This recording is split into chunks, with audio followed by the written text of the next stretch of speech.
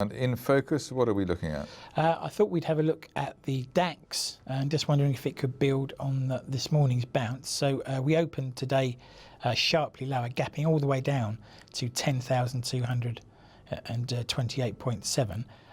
But we filled that gap very quickly as soon as the positive PMI data came out, back up to 10,401.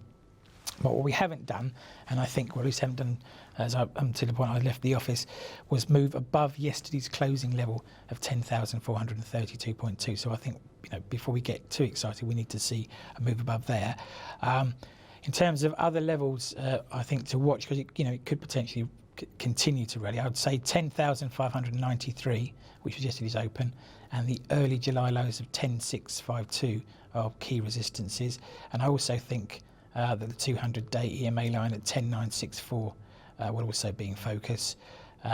Just to point out to people really that as of the close of yesterday, we were down 5.37% of the week. We're broadly flat today, so no difference from that really. But we're also still up around 6% for the year, or slightly over that. So I think it's this area here in the chart is quite pivotal and could determine what happens in terms of a year-on-year read for the DAX. And really how seriously the market regards the China events and the Greek events. Yeah, absolutely. Obviously, it's still up on the year. It's not too much of a concern at this stage. Yeah, very true. And the DAX is clearly a barometer for both Greece and China. So yeah, good point. Okay, well, Darren Sinden, market commentator at Admiral Markets. Thanks for coming in today. That's the end of the Wall Street Crossover Show. We'll be back on Monday.